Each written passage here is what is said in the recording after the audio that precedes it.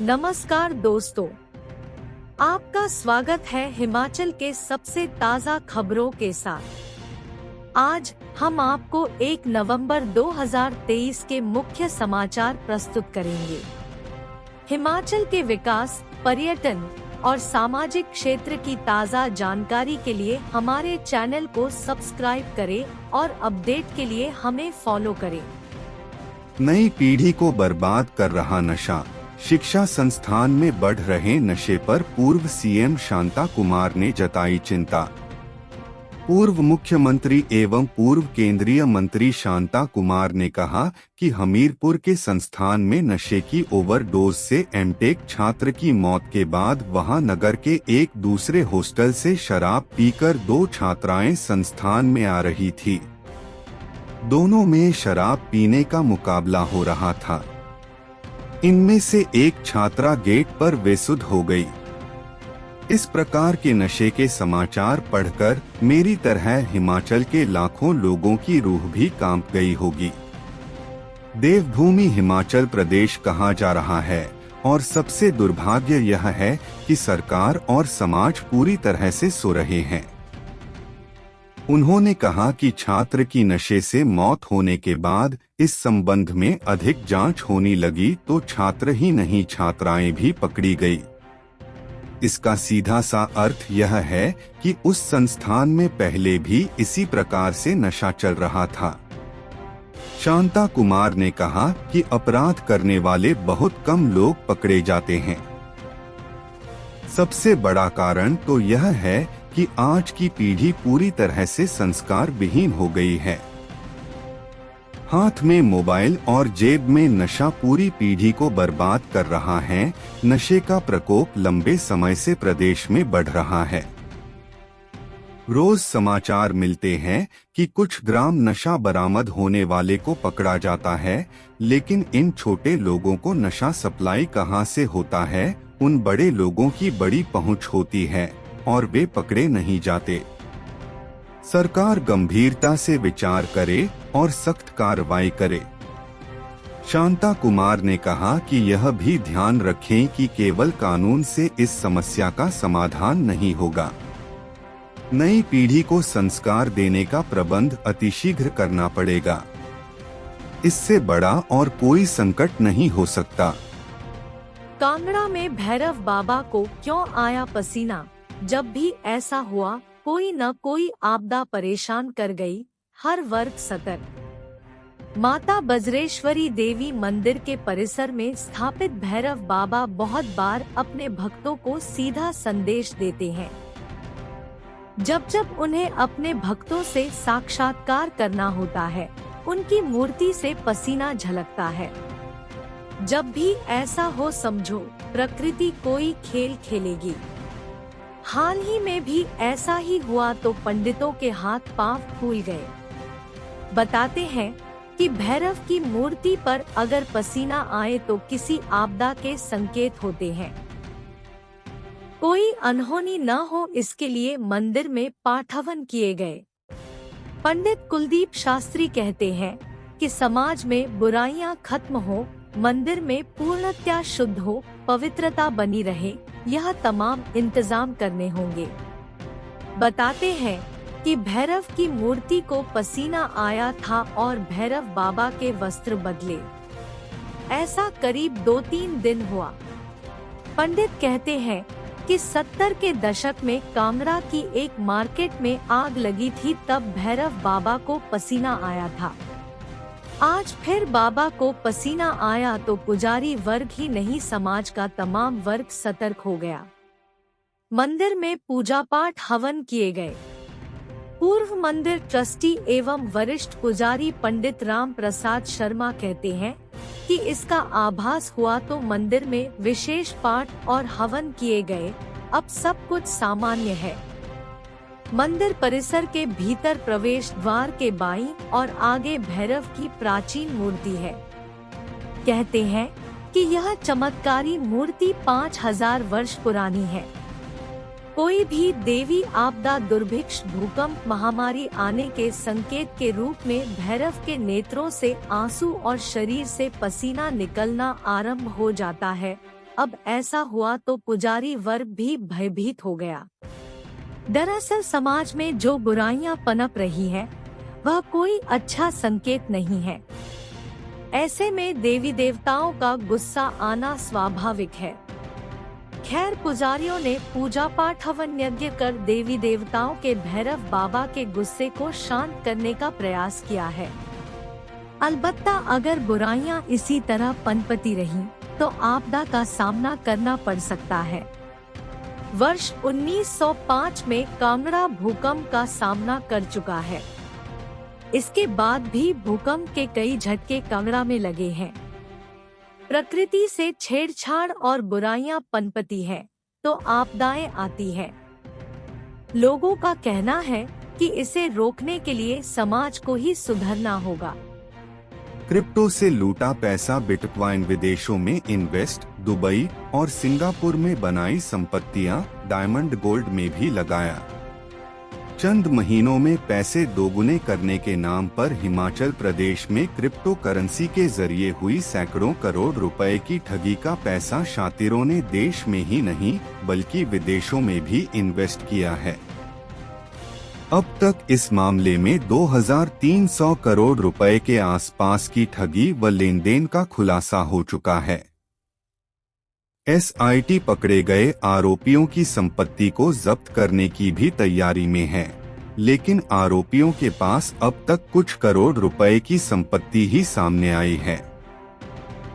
हालांकि इस मामले में मोटी कमाई करने वाले मुख्य लीडरों की संख्या 1000 के आसपास है।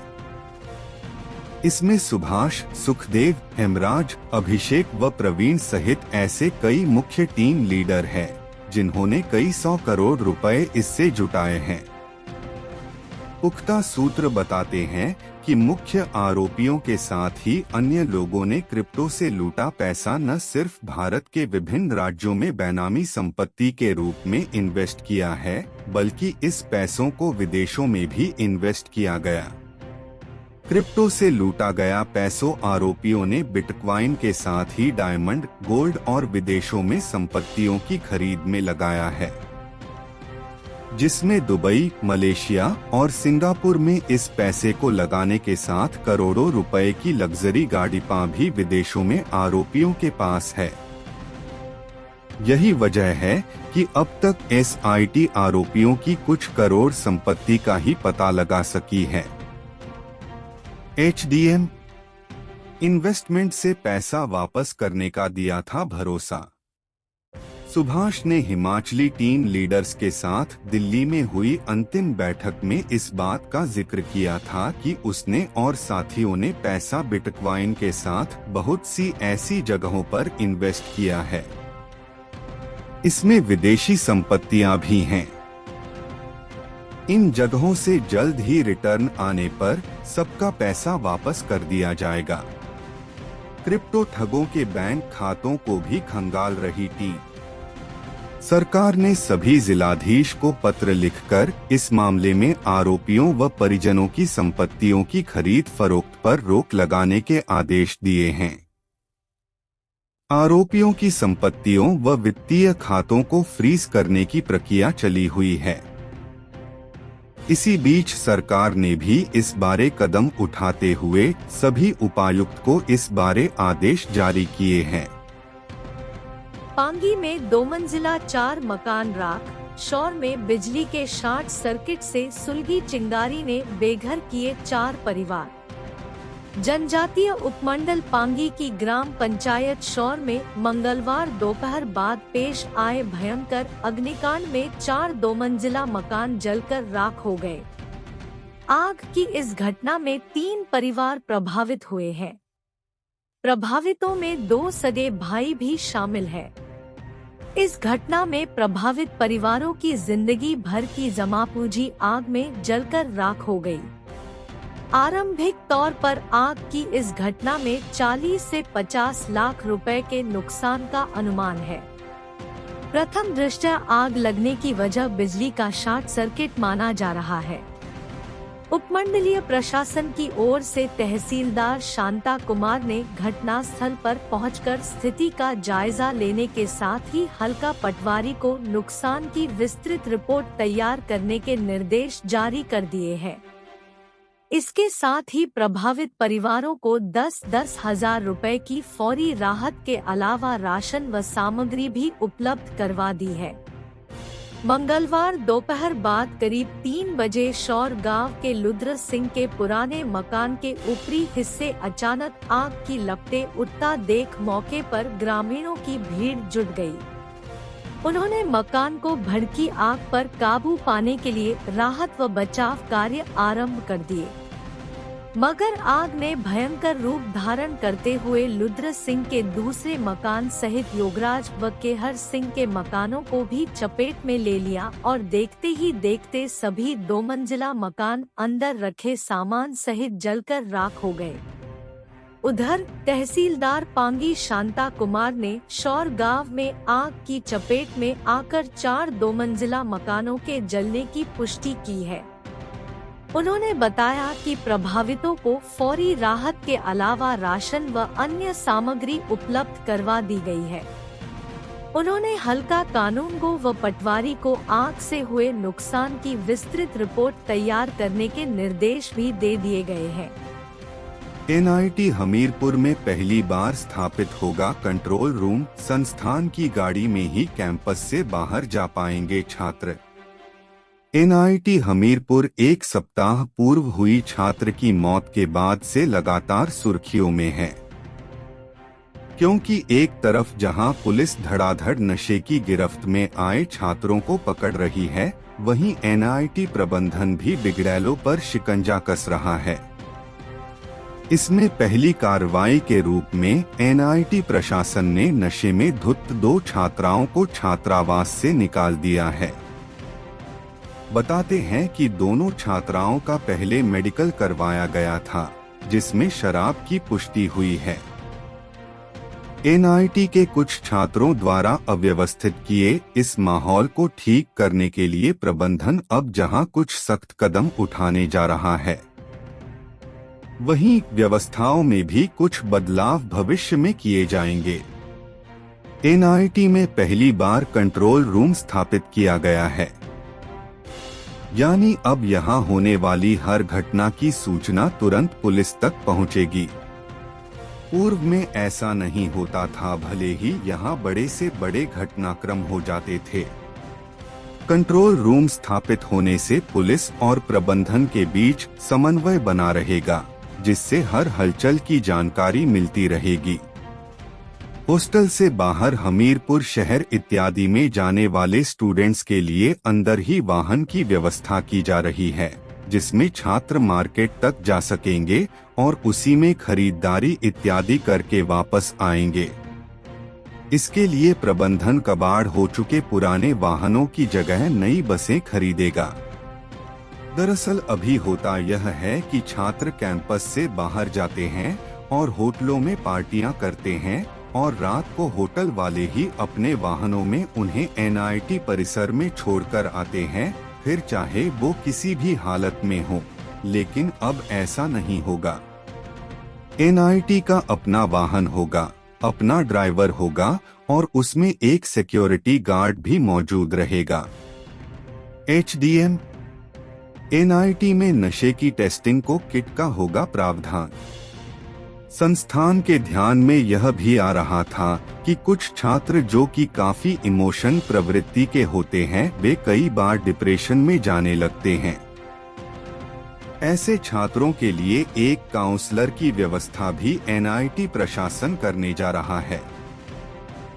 एनआईटी के अंदर स्थापित अस्पताल में नशे की टेस्टिंग के लिए विशेष किट का भी प्रावधान किया जाएगा, ताकि यदि कोई भी छात्र या छात्रा संदिग्ध लगते हैं तो उनका तुरंत टेस्ट किए जा सके। प्रबंधन की ओर से सभी इलीगल रास्ते फिलहाल बंद कर दिए हैं।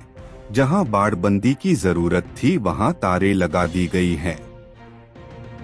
एनआईटी में चिट्टा सप्लाई करने वाला धरा, हमीरपुर से पुलिस ने किया गिरफ्तार। 20 दिन में लाखों का लेन देन आया सामने। एनआईटी तक चिट्टे की सप्लाई करने वाला मुख्य सप्लायर पुलिस के हत्थे चढ़ गया है। पुलिस ने नाकाबंदी के दौरान हमीरपुर में ही इसे गिरफ्तार किया। गिरफ्तार करने के बाद खुलासा हुआ है कि यही चिट्टे का मुख्य सप्लायर है तथा इसके संपर्क पहले ही चिट्टे के मामले में एनआईटी में पकड़े गए आरोपी के तार जुड़े हैं। पता चला है कि ये दोनों नशे के कारोबार में संलिप्त थे तथा दोनों में बीते 20 दिनों में लाखों का लेन देन हुआ है। मामला उजागर होने के बाद अब पुलिस गहनता से जांच में जुटी गई है। बताया जा रहा है कि पुलिस अधीक्षक हमीरपुर ने इस संदर्भ में ही पुलिस कर्मचारियों के साथ मंगलवार देर शाम तक एक महत्वपूर्ण बैठक भी की है। इस बैठक में भी चिट्टे का यह मसला सबसे अहम रहा है। लाखों का लेन देन होने से यही क्यास लगाए जा रहे हैं कि इनके माध्यम से ही एनआईटी सहित अन्य जगहों पर युवाओं को भी नशे की सप्लाई की जाती रही होगी। बता दें कि गत सोमवार शाम को पुलिस ने चिट्टे के साथ एक युवक को गिरफ्तार किया है। पुलिस को इसके पास से 1.60 ग्राम चिट्टा बरामद हुआ तथा इसकी पहचान रवि चोपड़ा निवासी गांव अनुकला तहसील व जिला हमीरपुर के रूप में हुई है। पुलिस ने इसे गिरफ्तार करने के बाद पूछताछ की तो पता चला कि यही नशे का मुख्य सप्लायर है। पुलिस मामले में पहले ही 3 छात्रों समेत 5 आरोपियों को गिरफ्तार कर चुकी है। जांच में इस बात का खुलासा हुआ कि पहले से ही पुलिस गिरफ्त में चल रहे ड्रग पैडलर रजत शर्मा के साथ रवि चोपड़ा के संपर्क रहे हैं। दोनों मिलकर नशे के कारोबार को बढ़ा रहे थे। रवि चोपड़ा के खिलाफ पहले से ही एनडीपीएस एक्ट में 6 मामले दर्ज है तथा अब 7वां मामला दर्ज हुआ है। पुलिस जांच में खुलासा हुआ कि रजत शर्मा उर्फ गिफ्टी तथा रवि चोपड़ा के बीच बीते 20 दिनों में ही लाखों रुपए का लेन देन हुआ है। पुलिस अधीक्षक हमीरपुर डा आकृति शर्मा ने बताया कि आरोपी रवि चोपड़ा को गिरफ्तार किया है। यह नशे का मुख्य सप्लायर है। पुलिस कार्रवाई कर रही है। 5 करोड़ मेहमान बुलाने का टारगेट, सीएम ने तय लक्ष्य हासिल करने के लिए धार्मिक पर्यटन को बढ़ावा देने के दिए निर्देश। बरसात की आपदा से उबर रहे हिमाचल में राज्य सरकार ने अब 5 करोड़ पर्यटकों को लाने का टारगेट तय कर दिया है। इनमें धार्मिक तौर पर शक्तिपीठों में पहुंचने वाले पर्यटकों को भी जोड़ा गया है। मुख्यमंत्री सुखविंदर सिंह सुक्खू ने कहा है कि इस लक्ष्य को हासिल करने में धार्मिक पर्यटन की महत्वपूर्ण भूमिका है। हिमाचल प्रदेश देवभूमि के नाम से भी विख्यात है और यहाँ के प्राचीन मंदिर व शक्तिपीठों में लाखों की संख्या में श्रद्धालु शीश नवाने पहुँचते हैं। इसी के दृष्टिगत राज्य सरकार ने इन शक्तिपीठों व अन्य धार्मिक स्थलों में आधारभूत ढांचे के विकास को विशेष प्राथमिकता प्रदान की है। विशेष तौर पर राज्य में स्थित शक्तिपीठों में आने वाले श्रद्धालुओं और अन्य पर्यटकों को सभी सुविधाएं उपलब्ध करवाने के साथ ही इन स्थलों तक पहुंच आसान बनाने के लिए आधारभूत संरचना विकसित करने पर ध्यान केंद्रित किया जा रहा है। उन्होंने कहा कि विश्व विख्यात मां चिंतपूर्णी मंदिर के लिए रोपवे निर्माण पर 76.50 करोड़ रुपए का प्राक्कलन तैयार किया गया है। लगभग 1.1 किलोमीटर लंबे इस रोपवे का कार्य निर्धारित समयावधि में पूरा करने के लिए प्रदेश सरकार त्वरित कदम उठा रही है। इस अत्याधुनिक परिवहन प्रणाली से दोनों ओर प्रति घंटा 700 यात्रियों की आवाजाही सुनिश्चित होगी। साथ ही यहां आने वाले पर्यटकों और श्रद्धालुओं को एक नया यात्रा अनुभव भी होगा। मुख्यमंत्री सुखविंदर सिंह सुक्खू का मानना है कि चिंतपूर्णी मंदिर का ऐतिहासिक और आध्यात्मिक दृष्टि से काफी महत्व है। हिमाचल प्रदेश में स्थित शक्तिपीठों में इसका प्रमुख स्थान है। वर्तमान में इस मंदिर को बाबा माईदास भवन पार्किंग क्षेत्र से सिंगल लेन सड़क से जोड़ा गया है। नवरात्रों सहित अन्य धार्मिक आयोजनों के दौरान भारी भीड़ और यातायात जाम इत्यादि जैसी समस्याओं से दोचार होना पड़ता है। इन समस्याओं के समाधान के दृष्टिगत रज्जू मार्ग की परिकल्पना एक महत्वपूर्ण कदम है। यह प्रदेश सरकार की धार्मिक पर्यटन को बढ़ावा देने की नीति के भी अनुकूल है। चिंतपूर्णी मंदिर में रोपवे से भक्तों संग स्थानीय लोगों को भी फायदा। चिंतपूर्णी मंदिर में इस रज्जू मार्ग प्रणाली के स्थापित होने से भीड़ नियंत्रण में सुविधा होगी और श्रद्धालुओं को सुरक्षित एवं सुगम मार्ग भी उपलब्ध हो सकेगा। इस महत्वाकांक्षी परियोजना से क्षेत्र में पर्यटन को भी बढ़ावा मिलेगा और इस पवित्र स्थल तक लोगों की यात्रा सुगमय एवं आरामदायक होगी। श्रद्धालुओं की यात्रा को अविस्मरणीय एवं आरामदायक बनाने के दृष्टिगत प्रदेश सरकार ठोस कदम उठा रही है। प्रदेश सरकार के इन प्रयासों से स्थानीय युवाओं के रोजगार व स्वरोजगार के अवसर भी उपलब्ध हो सकेंगे। प्रधानमंत्री से करेंगे ट्राइबल में नौतोड़ बहाली की बात।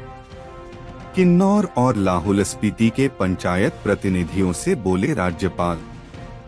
राज्यपाल शिव प्रताप शुक्ल ने कहा है कि वह प्रधानमंत्री नरेंद्र मोदी से भी जनजातीय क्षेत्र में नौतोड़ की बहाली और सीमा सड़क संगठन को सड़क निर्माण कार्य सौंपने बारे अवगत करवाएंगे।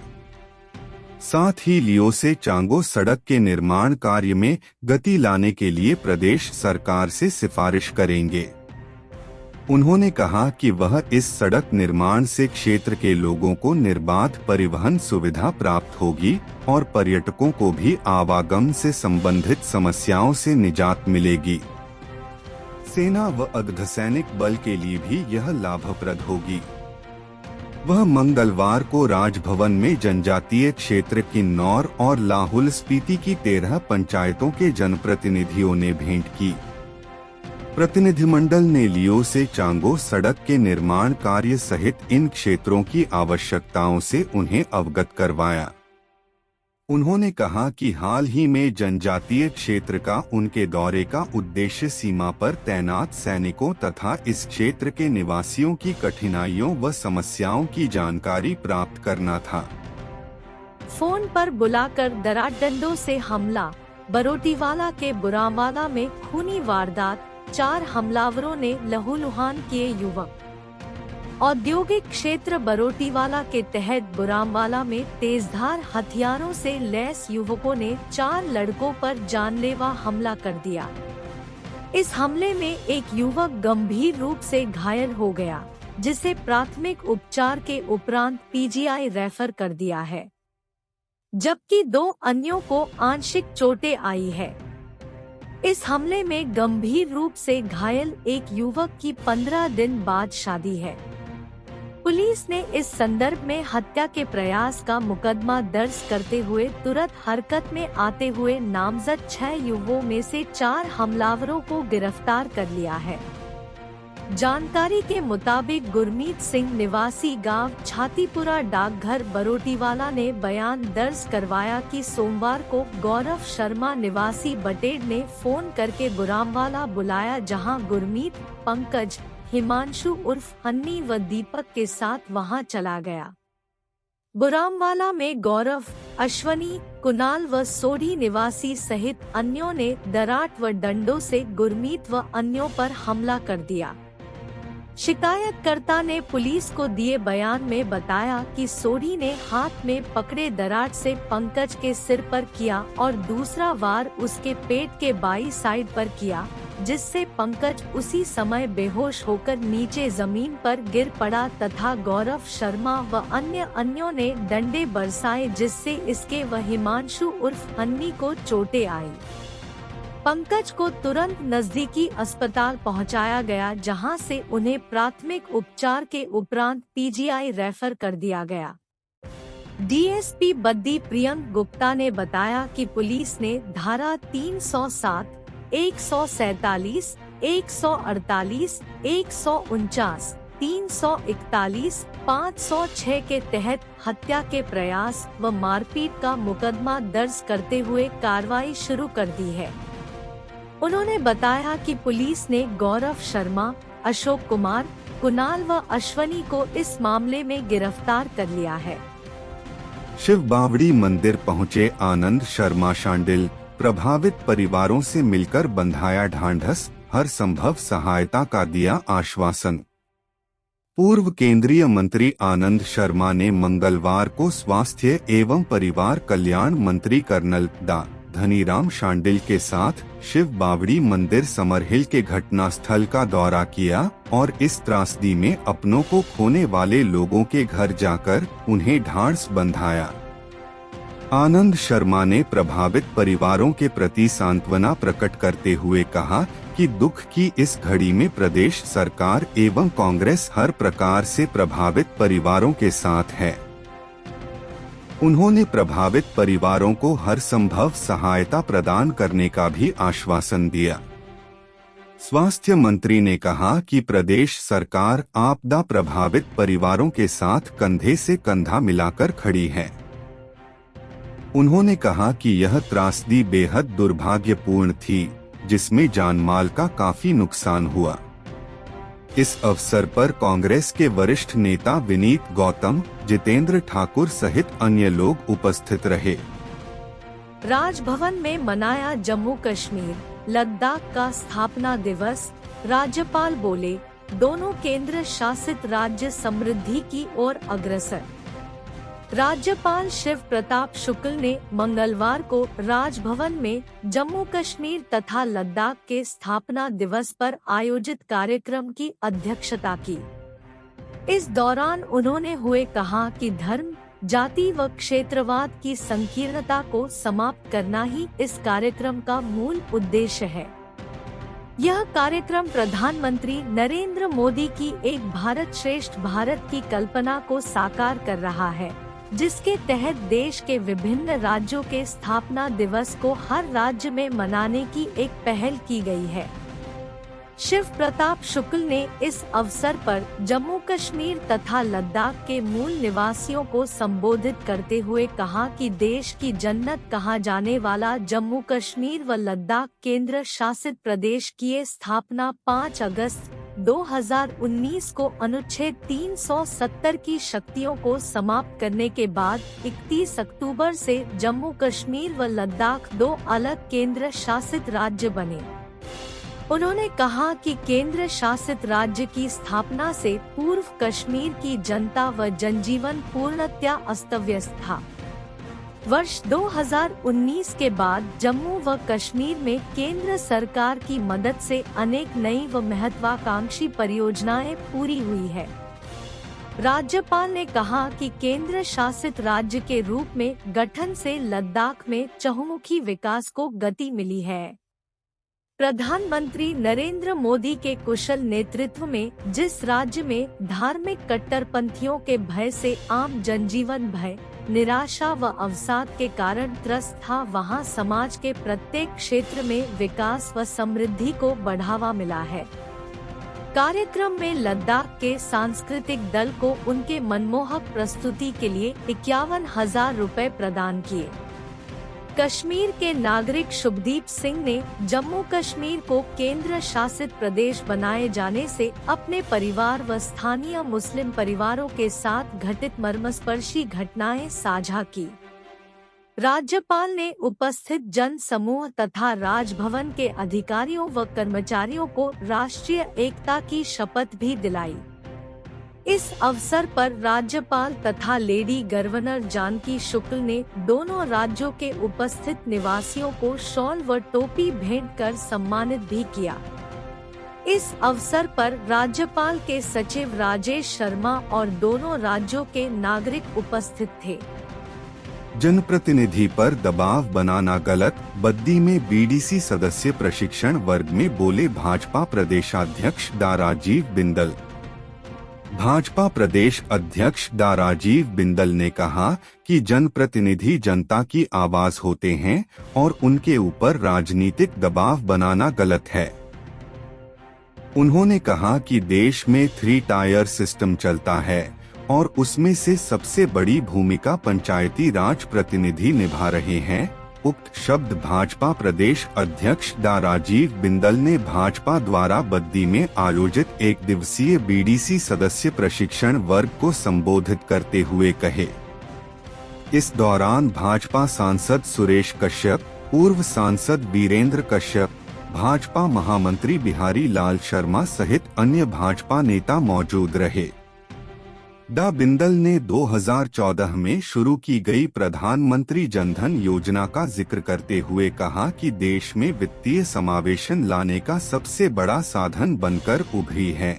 इसके तहत 50 से अधिक सरकारी योजनाओं के तहत लाभ सीधे लाभार्थियों के बैंक खातों में स्थानांतरित किए जा रहे हैं। बिंदल ने यह भी कहा कि मौजूदा वैश्विक स्थिति में बहुपक्षीय विकास बैंकों सहित बहुपक्षीय संस्थान कम प्रभावी हो गए हैं।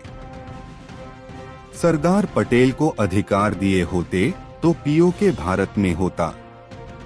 शिमला में 31 अक्टूबर को सरदार पटेल की जयंती मनाई गई।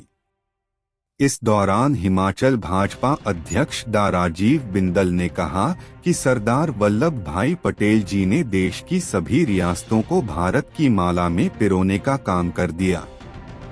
काश सरदार वल्लभ भाई पटेल को पूरे अधिकार दिए होते तो पीओके देश का अभिन्न अंग होता और हजारों सैनिक जिनका बलिदान कश्मीर की सरहदों की सुरक्षा के लिए हुआ, वह माताओं के सपूत न मारे जाते।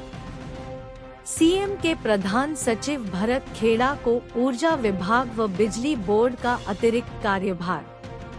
राज्य सरकार में आईएएस अधिकारी और मुख्यमंत्री के प्रधान सचिव भरत खेड़ा को ऊर्जा विभाग का प्रधान सचिव भी नियुक्त किया है। उन्हें इसके साथ राज्य बिजली बोर्ड के चेयरमैन का कार्यभार भी दिया गया है। इससे पहले इन पदों को आईएएस अधिकारी राजीव शर्मा देख रहे थे, जो मंगलवार को सरकारी सेवा से रिटायर हो गए। हालांकि उनकी रिटायरमेंट के बाद युवा सेवाएं एवं खेल विभाग, आयुष विभाग और लोकायुक्त तथा मानवाधिकार आयोग के सचिव का पद भी खाली हो गया है। इन विभागों का कार्यभार भी राज्य सरकार को किसी और सचिव को देना होगा। हालांकि मंगलवार को सिर्फ ऊर्जा विभाग और बिजली बोर्ड को लेकर ही आदेश हो पाए। राजीव शर्मा के साथ एचएएस अधिकारी घनश्याम चंद भी रिटायर हो गए हैं। वह एलिमेंट्री एजुकेशन के डायरेक्टर थे। इस पद पर भी राज्य सरकार को नई नियुक्ति करनी होगी या कार्यभार किसी को देना होगा। हिमाचल वेदर, प्रदेश में पश्चिमी विक्षोभ सक्रिय, कल से बारिश बर्फबारी के आसार। आज रात से होगी बारिश, बढ़ेगी ठंड। उच्च पर्वतीय क्षेत्रों में बर्फबारी के आसार। 1 नवंबर से ही मौसम विभाग के अनुसार प्रदेश भर में बारिश होने के आसार बताए जा रहे हैं। मैदानी क्षेत्रों सहित मध्य पर्वतीय क्षेत्रों में 2 दिन 1 और 2 नवंबर को बारिश होने के आसार नजर आ रहे हैं, जबकि उच्च पर्वतीय भागों में तेज बारिश और बर्फबारी होने की उम्मीद है। 1 नवंबर से ताजा पश्चिमी विक्षोभ के सक्रिय होने के आसार हैं। इसके प्रभाव से राज्य के कई भागों में 2 दिन बारिश बर्फबारी की संभावना है। मौसम विज्ञान केंद्र शिमला के अनुसार राज्य में 1 नवंबर तक मौसम साफ रहेगा, लेकिन 1 नवंबर की रात को पश्चिमी विक्षोभ के सक्रिय होने की संभावना है। इससे 2 व 3 नवंबर को राज्य के मैदानी व मध्य पर्वतीय कुछ भागों में बारिश की संभावना है, जबकि उच्च पर्वतीय भागों में बारिश के साथ बर्फबारी भी हो सकती है। 4 नवंबर से पूरे प्रदेश में मौसम साफ रहने का पूर्वानुमान है। प्रमुख स्थानों का न्यूनतम तापमान। शिमला का न्यूनतम तापमान 12.0, सुंदरनगर 7.8, भुंतर 6.5, कल्पा 4.0, धर्मशाला 14.2, ऊना 12.0, नाहन 15.5, केलांग 1.3, पालमपुर 10.5, सोलन 7.9, मनाली 6.1, कांगड़ा 11.5, मंडी 8.3, बिलासपुर 11.8, चंबा 11.2, डलहौजी 10.0, जुब्बड़हट्टी 12.8, कुफरी 10.1, कुकुमसेरी 0.8, नारकंडा 7.6, रिकांगपियो 6.6, सेऊबाग 6.5, धौलाकुआं 13.4, बरठीन 11.8, समधो 3.4, सराहन 7.5 और देहरागोपीपुर में 16.0 डिग्री सेल्सियस दर्ज किया गया है। सुक्खू सरकार पूरे कार्यकाल सिर्फ हमारी सरकार की योजनाएं बंद करने का ही काम करेगी। जयराम। नेता प्रतिपक्ष जयराम ठाकुर ने कहा कि कांग्रेस नीति सुक्खू सरकार को बने हुए 1 साल होने को है, लेकिन मुख्यमंत्री अभी तक बदले की भावना से काम करते हुए सिर्फ बीजेपी सरकार द्वारा शुरू की गई योजनाओं को बंद करने का ही काम कर रही है। अब कांग्रेस सरकार प्रदेश के लाखों किसानों और बागवानों को परेशान करने के लिए प्राकृतिक खेती जैसी जनहितकारी योजनाएं बंद कर रही है। उन्होंने कहा कि पहली बार ऐसी सरकार आई है जो नई योजनाएं शुरू करने के बजाय पुरानी योजनाओं को बंद करने का काम कर रही है। नेता प्रतिपक्ष ने कहा कि सरकारों का काम किसी योजना को और मजबूत करना रहता है। यदि योजनाओं में कोई कमी रह गई हो तो उसे दूर करना होता है।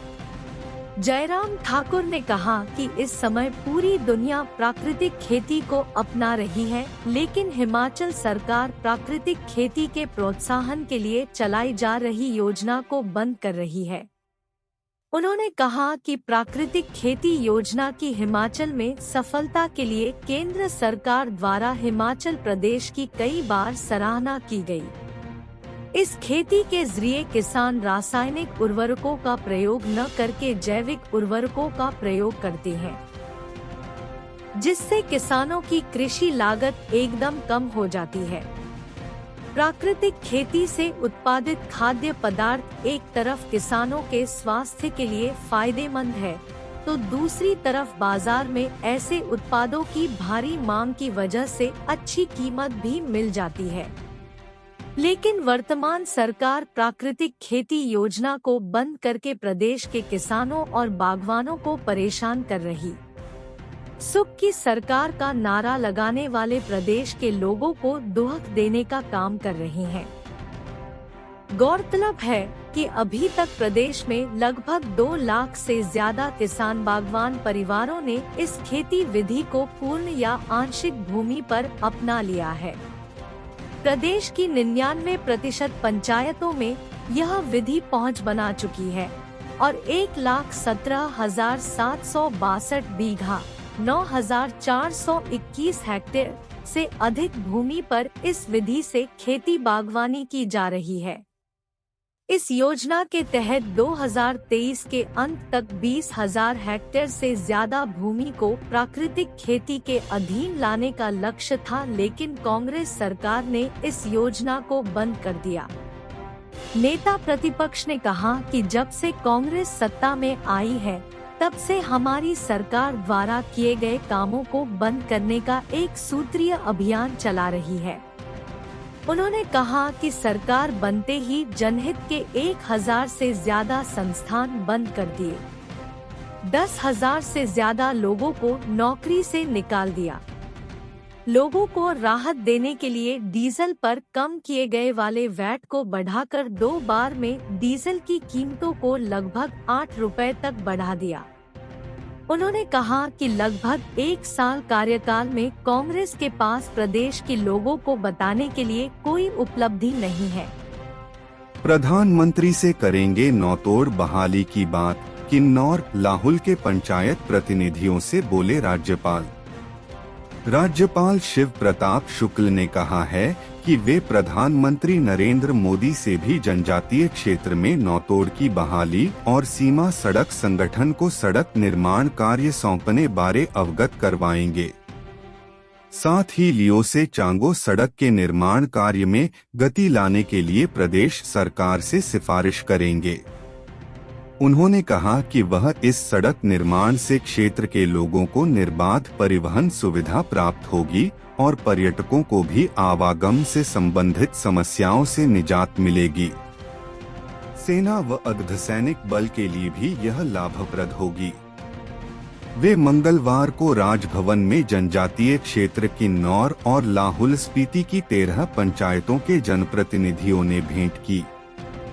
प्रतिनिधिमंडल ने लियो से चांगो सड़क के निर्माण कार्य सहित इन क्षेत्रों की अन्य विकासात्मक आवश्यकताओं से उन्हें अवगत करवाया।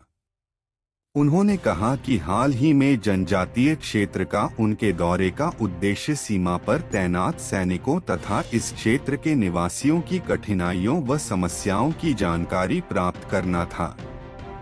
राज्यपाल ने किन्नौर और स्पीति घाटी के लोगों की आतिथ्य सत्कार भावना की भी सराहना की। विश्व विख्यात चिंतपूर्णी मंदिर में रोपवे निर्माण के लिए 76.50 करोड़ का प्राक्कलन तैयार। प्रदेश सरकार हिमाचल में पर्यटन क्षेत्र को बढ़ावा देने के लिए ठोस कदम उठा रही है। विशेष तौर पर राज्य में स्थित शक्तिपीठों में आने वाले श्रद्धालुओं व अन्य पर्यटकों को सभी सुविधाएं उपलब्ध करवाने के साथ ही इन स्थलों तक पहुंच आसान बनाने के लिए आधारभूत संरचना विकसित करने पर ध्यान केंद्रित किया जा रहा है। ऊना जिला में स्थित विश्व विख्यात चिंतपूर्णी मंदिर के लिए रोपवे निर्माण पर 76.50 करोड़ रुपए का प्राक्कलन तैयार किया गया है। लगभग 1.1 किलोमीटर लंबे इस रोपवे का कार्य निर्धारित समयावधि में पूरा करने के लिए प्रदेश सरकार त्वरित कदम उठा रही है। इस अत्याधुनिक परिवहन प्रणाली से दोनों ओर प्रति घंटा 700 यात्रियों की आवाजाही सुनिश्चित होगी। साथ ही यहां आने वाले पर्यटकों व श्रद्धालुओं को एक नया यात्रा अनुभव भी होगा। मुख्यमंत्री सुखविंदर सिंह सुक्खू ने इस परियोजना की अहमियत के दृष्टिगत इस पर विशेष बल दे रहे हैं। उनका मानना है कि चिंतपूर्णी मंदिर का ऐतिहासिक एवं आध्यात्मिक दृष्टि से काफी महत्व है। हिमाचल प्रदेश में स्थित शक्तिपीठों में इसका प्रमुख स्थान है। वर्तमान में इस मंदिर को बाबा माईदास भवन पार्किंग क्षेत्र से सिंगल लेन सड़क से जोड़ा गया है। नवरात्रों सहित अन्य धार्मिक आयोजनों के दौरान भारी भीड़ और यातायात जाम इत्यादि जैसी समस्याओं से दो चार होना पड़ता है। इन समस्याओं के समाधान के दृष्टिगत रज्जू मार्ग की परिकल्पना एक महत्वपूर्ण कदम है। यह प्रदेश सरकार की धार्मिक पर्यटन को बढ़ावा देने की नीति के भी अनुकूल है। चिंतपूर्णी मंदिर में इस रज्जू मार्ग प्रणाली के स्थापित होने से भीड़ नियंत्रण में सुविधा होगी और श्रद्धालुओं को सुरक्षित एवं सुगम मार्ग भी उपलब्ध हो सकेगा। इस महत्वाकांक्षी परियोजना से क्षेत्र में पर्यटन को भी बढ़ावा मिलेगा और इस पवित्र स्थल तक लोगों की यात्रा सुगम्य एवं आरामदायक होगी। इसके साथ ही देश के मुख्य धार्मिक स्थलों में भी यह प्रमुखता से शामिल हो सकेगा। मुख्यमंत्री का कहना है कि प्रदेश सरकार ने हिमाचल में प्रतिवर्ष 5 करोड़ पर्यटकों के आगमन का लक्ष्य निर्धारित किया है। इस लक्ष्य को हासिल करने में धार्मिक पर्यटन की महत्वपूर्ण भूमिका है। हिमाचल प्रदेश देवभूमि के नाम से भी विख्यात है और यहाँ के प्राचीन मंदिर व शक्तिपीठों में लाखों की संख्या में श्रद्धालु शीश नवाने पहुँचते हैं। इसी के दृष्टिगत राज्य सरकार ने इन शक्तिपीठों व अन्य धार्मिक स्थलों में आधारभूत ढांचे के विकास को विशेष प्राथमिकता प्रदान की है। श्रद्धालुओं की यात्रा को अविस्मरणीय एवं आरामदायक बनाने के दृष्टिगत प्रदेश सरकार ठोस कदम उठा रही है। चूँकि पर्यटन प्रदेश की आर्थिकी में महत्वपूर्ण भूमिका निभाता है, ऐसे में प्रदेश सरकार के इन प्रयासों से स्थानीय युवाओं के रोजगार व स्वरोजगार के अवसर भी उपलब्ध हो सकेंगे। क्रिप्टोकरेंसी ठगी मामले में पुलिस की बिलासपुर में रेड, 4 आरोपियों के घर से उठाए अहम दस्तावेज। हिमाचल प्रदेश में क्रिप्टोकरेंसी ठगी मामला रुकने का नाम नहीं ले रहा है। प्रदेश के अधिकतर जिलों में इस मामले के तार जुड़े हैं और पुलिस SIT द्वारा इस मामले में संलिप्त आरोपियों की धरपकड़ जारी है। इसी कड़ी में जिला बिलासपुर के भी 4 लोगों के घर में पुलिस ने छापेमारी की है, जहां से पुलिस को इस मामले से संबंधित काफी महत्वपूर्ण दस्तावेज मिले हैं, जिन्हें SIT को भेज दिया गया है ताकि आगामी कार्रवाई अमल में लाई जा सके। इस बारे में पुलिस अधीक्षक बिलासपुर डॉक्टर कार्तिकेयन गोकुल चंद्रन ने बताया कि क्रिप्टो करेंसी मामले को लेकर 2 दिन पहले निर्देश मिले थे। बिलासपुर के 4 लोगों के घरों में सर्च किया जाए। जांच के दौरान इन आरोपियों के घर से जो सबूत मिले हैं, उन्हें आगामी कार्रवाई के लिए SIT को भेज दिया गया है। लाव लश्कर के साथ देवालय रवाना हुए देवता आदि ब्रह्मा अब अगले साल आएंगे। खोखन के देवता आदि ब्रह्मा दशहरा उत्सव संपन्न होने के बाद आज अपने देवालय रोहलगी के लिए रवाना हो गए। अपने अस्थायी शिविर से पूरे लाव लश्कर के साथ ढोल नगाड़ों की थाप के साथ ढालपुर से देवालय की ओर चल पड़े। बंजार घाटी की पंचालिका माता जमलू पीस, ब्राधी वीर, महावीर बुआई, गौहरी खोखन, गौहरी वीरनाथ जनाहल, अजय पाल पीस, देवता खुडिजल चहनी, देवता गणपति घुड़दौड़, माता रूपासना धारला, देवता कालीनाग मतेउड़ा सहित 20 के आसपास देवता आज 18 करडू की 100 से रवाना हो गए। अधिकतर देवी देवता लंका दहन से पहले और लंका दहन के बाद ही अपने अपने देवालय के लिए रवाना हुए हैं, लेकिन 20 के करीब देवी देवता लंका दहन के बाद भी यहीं विराजमान थे। आज यह देवी देवता भी देवालय रवाना हो गए हैं। अब देवी देवता अगले साल ढालपुर आएंगे। दशहरा उत्सव के बाद भक्त देवी देवताओं को अपने घर बुलावे पर जा रहे हैं। मुख्यमंत्री सुखविंदर सुक्खू का कुशलक्षेम जानने एम्स पहुंचे राजस्थान के CM अशोक गहलोत। राजस्थान के मुख्यमंत्री अशोक गहलोत सोमवार शाम एम्स पहुंचे और उन्होंने यहां उपचाराधीन हिमाचल प्रदेश के मुख्यमंत्री ठाकुर सुखविंदर सिंह सुक्खू की पत्नी कमलेश ठाकुर से मुलाकात की और मुख्यमंत्री के स्वास्थ्य के बारे में जाना। श्री गहलोत ने सुखविंदर सिंह के जल्द स्वस्थ होने की कामना की है। मुख्यमंत्री जी अभी ICU में हैं। स्वास्थ्य बेहतर होने के बावजूद गैस्ट्रोएंटरोलॉजी विभाग के डॉक्टरों ने उन्हें निगरानी में रखा हुआ है। उनसे मिलने की किसी को इजाजत नहीं है। हम अपने राज्य के विकास में योगदान देने में गर्व महसूस करते हैं और हमें उम्मीद है कि आने वाले दिनों में हमें और भी अच्छी खबरें मिलेंगी। इन खबरों को अधिक लोगों तक पहुंचाने के लिए कृपया हमारा कंटेंट साझा करें, हमारे चैनल को सब्सक्राइब करें और अपडेट के लिए हमें फॉलो करें। इसके अलावा बेझिझक अपने विचार कमेंट्स में साझा करें। आपका सहयोग हमें और भी बेहतर काम करने में मदद करेगा। धन्यवाद।